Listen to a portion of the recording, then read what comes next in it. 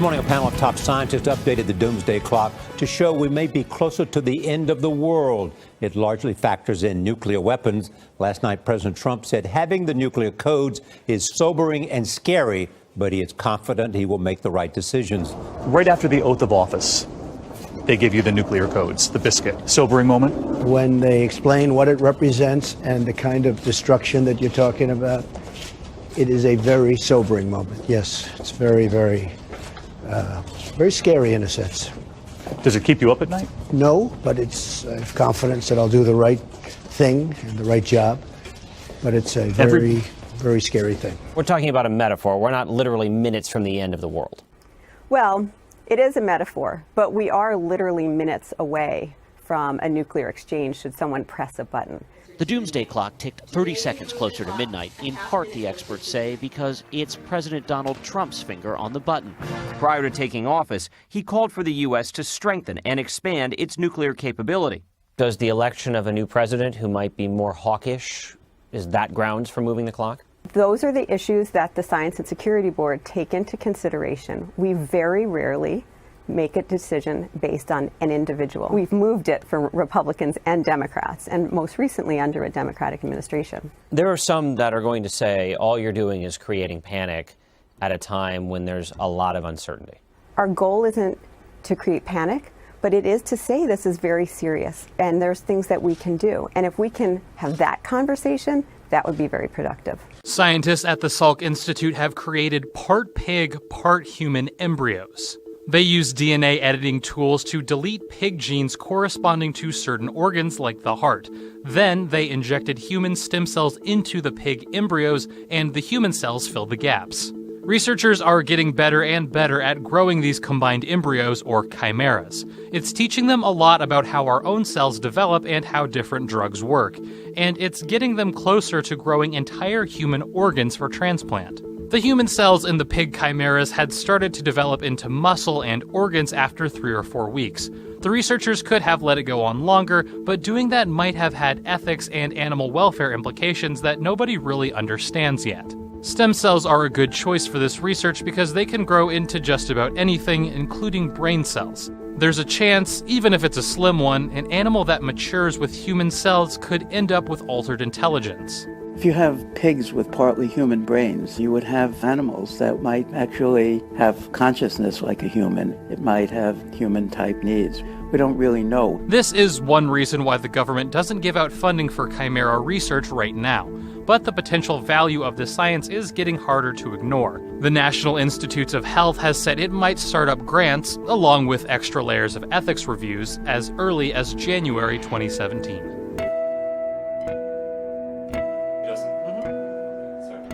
This man is controlling a computer game with information sent directly to his brain. No visual, auditory, or other sensory information helps him play. University of Washington researchers are testing direct brain stimulation as a way to tell the mind what to do. The fundamental question that we were asking here was, is it possible to send information from artificial sensors or computer-created worlds directly into the brain so that the brain can start to understand that information and make use of it to solve a task? Using this device attached to the head, signals are sent directly to the brain, telling the gamer whether to move the character in a maze forward or down. It's called transcranial magnetic stimulation, or TMS. So if you look at virtual reality technologies today, we use goggles, headsets, and displays, but ultimately it's the brain that creates a reality for us. And so you can look at in the future, the possibility that the experience of virtual reality could be much more richer if we can send much richer information into the brain directly. So for example, the sense of touch, maybe even the sense of smell or taste, which we cannot do today.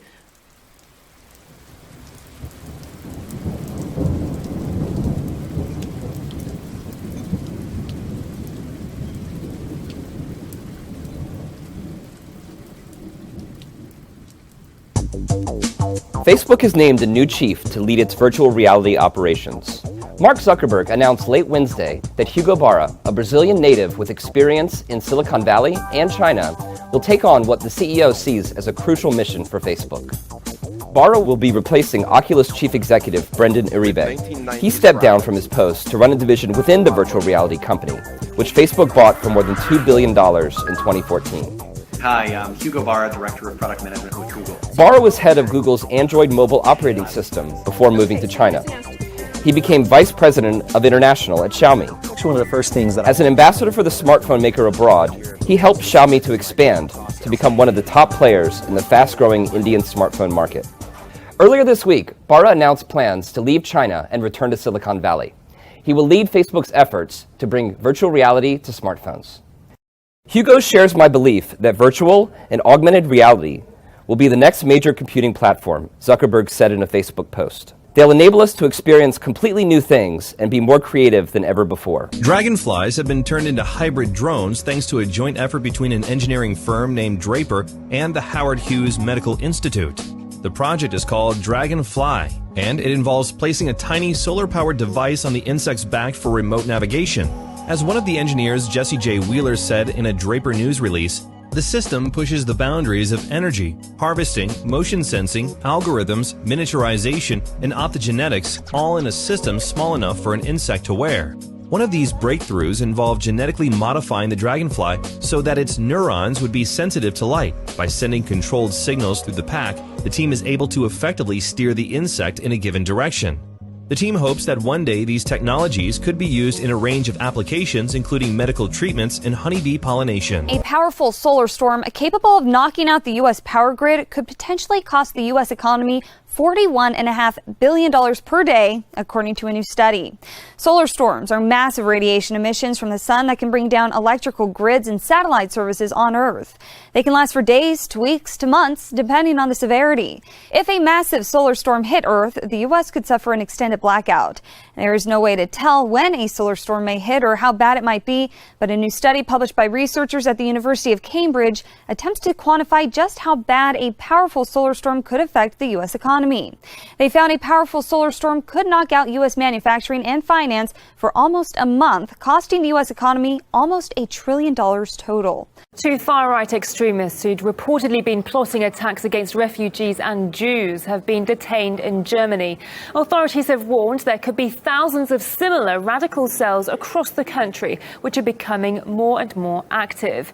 German media claims such movements are also turning increasingly militarized. Raids have been carried out nationwide, with police discovering weapons, ammunition and explosives. Security services say such groups see themselves as enforcers of the will of the people. Meanwhile, German courts recently ruled out an attempt to ban the country's National Democratic Party, which is largely considered ultra-nationalist.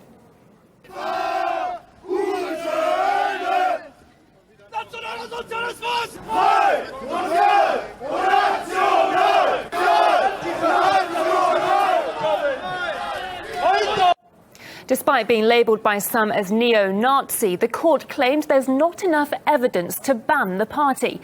Some time ago, the group was at the centre of an email scandal when thousands of documents containing Nazi terminology and slogans were leaked. In its annual report, the German Interior Ministry claimed anti-refugee sentiment was one of the reasons behind a surge in far-right extremism in the country. In unusually strong criticism of Israel, Germany's foreign ministry expressed doubts yesterday on whether Israel is still committed to reaching a two-state solution after it approved the construction of 2,500 new homes in Judea and Samaria. German Foreign Ministry spokesman Martin Schäfer said that the approved scale and political impact of the plan goes beyond anything seen in recent months. Plus, pledges to further boost settlements in the future leads Germany to doubt whether the Israeli government remains committed, as it has repeatedly stated, to a two-state solution.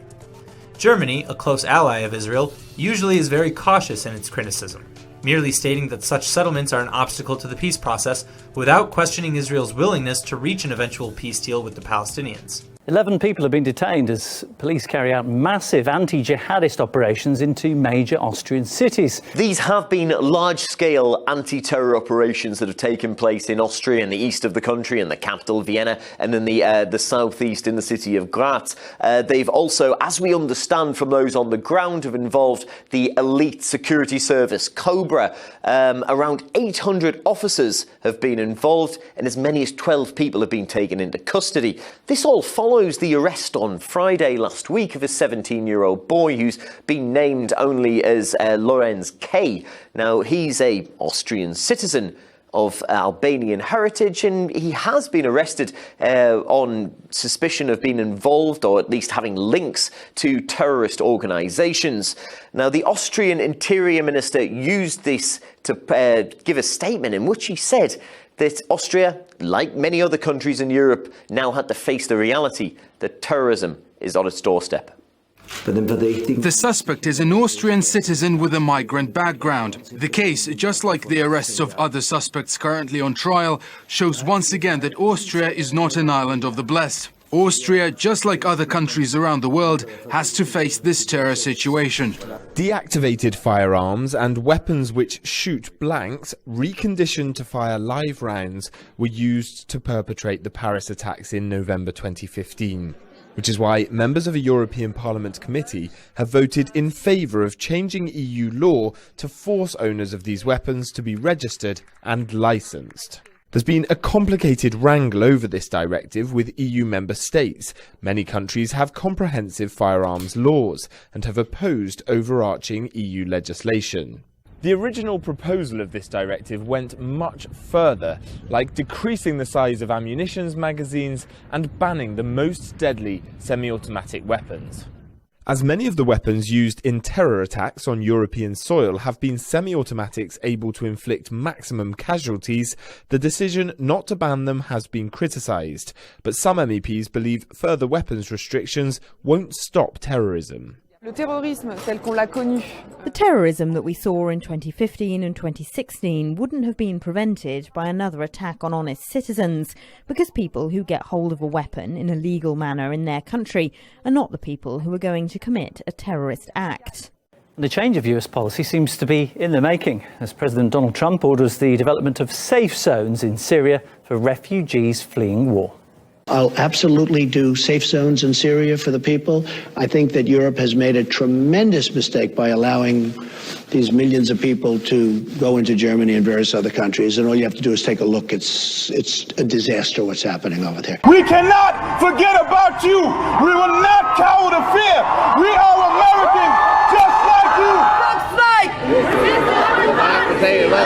This is what democracy looks like. This is what democracy looks like. This is what America looks like. This is what America. No fear. Immigrants are welcome here. No hate. No fear. Immigrants are welcome. Whenever you see a government that is lawless, you've got an obligation and a duty to do what? Resist. Resist. Resist. India has displayed its military might at a grand parade in its capital city, New Delhi, as the country celebrates its 68th Republic Day. The country's constitution was formally adopted on January 26, 1950, after gaining independence from Britain in 1947. While the parade showcased India's culture and military power, a contingent from the UAE Armed Forces also marched in the parade as a special guest. India's president, vice president, prime minister, and other dignitaries were in attendance. Japan says Russian bombers recently came a little too close for comfort. In a January 25th news release, the Japanese Defense Department said it scrambled its jets the day before. The scramble was in response to 3 Tu-95 bombers from Russia, which flirted with the edge of Japan's territorial airspace. The North American Aerospace Defense Command increased its threat posture at the same time. However, when speaking to Voice of America, spokesperson Ashley Peck refused to confirm or deny that the increased threat posture year had to do with, quote, operational security reasons. Russia doesn't seem to like its sole aircraft carrier being called a ship of shame. UK Defense Secretary Michael Fallon called the Admiral Kuznetsov a ship of shame on Wednesday, January 25th. As he spoke, the British Royal Navy escorted the Russian aircraft carrier through the English Channel. The vessel was on its way back from Syria, where it had helped the Syrian government fight against rebels and extremists. The deployment was the ship's first, despite being a part of the Russian fleet since the 80s. The civil war in that country has lasted nearly 6 years. But after the government successfully reclaimed Aleppo, Russia decided to bring its aircraft carrier home. The UK carefully monitored the vessel's course, which came close to British shores.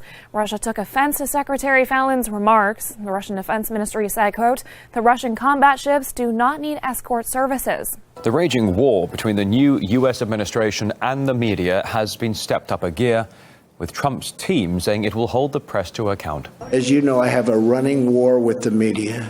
They are among the most dishonest human beings on earth. If there ever were rules in an administration's relationship with the media, with Trump in the White House, they're out the window. This administration makes it clear it's ready to fight. There's been a lot of talk in the media about the responsibility to hold Donald Trump accountable. And I'm here to tell you that it goes two ways. We're going to hold the press accountable as well. Chief White House strategist and former executive of Breitbart News, Stephen Bannon, took a big swing at what he called elite media Wednesday evening. Speaking to the New York Times, Bannon repeatedly called the media the opposition party and dishonest, saying it should keep its mouth shut. The conversation was supposed to be about White House Press Secretary Sean Spicer, but Bannon made it clear he wanted to talk about the media, even telling the paper, "I want you to quote this." National Park Twitter accounts are going rogue after the Trump administration's order to not post anything regarding climate change. On Wednesday, supposed employees at the National Park Service created a new Twitter account. The account describes itself as the unofficial resistance team of U.S. National Park Service. It began tweeting on Tuesday with an initial missive aimed at Trump. Mr. Trump, you may have taken us down officially, but with scientific evidence and the internet, our message will get out. NASA has also created a new account called Rogue NASA. Now there are over 20 resistance Twitter accounts, all claiming to be the creation of government employees determined to get the facts about climate change out. The Premier is seen arriving with the President. Another of those secret journeys has been safely made.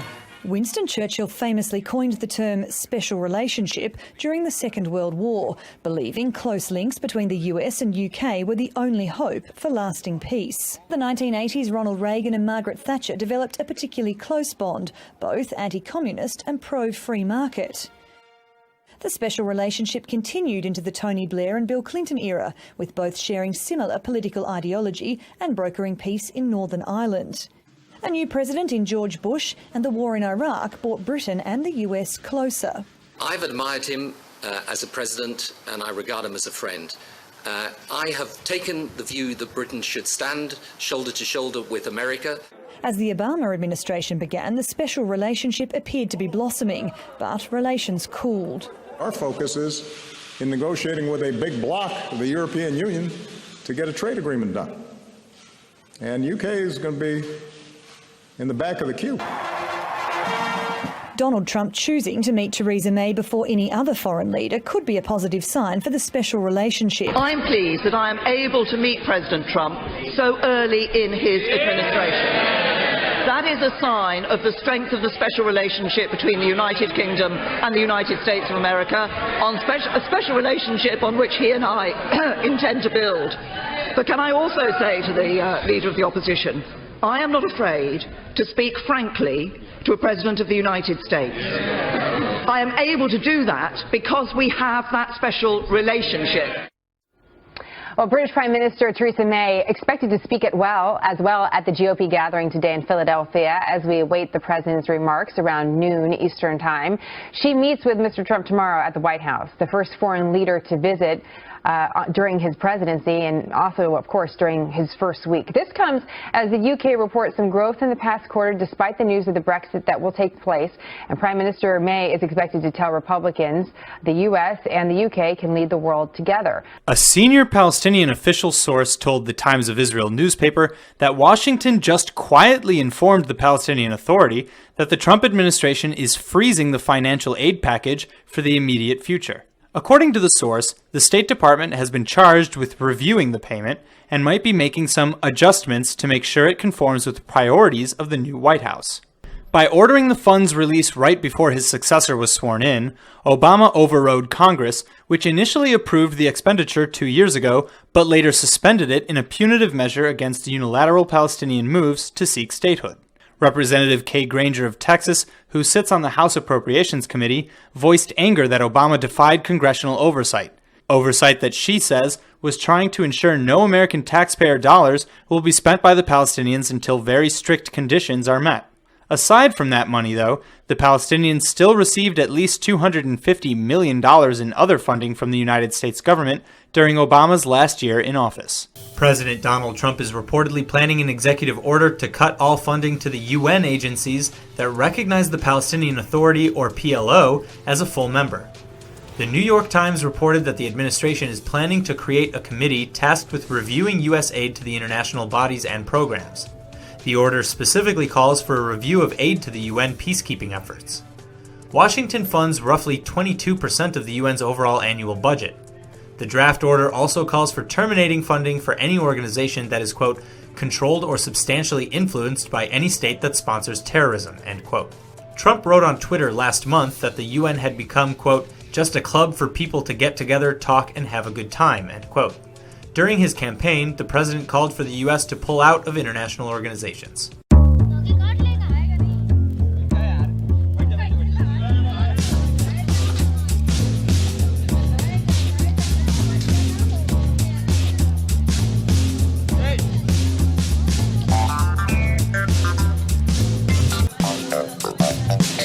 Okay.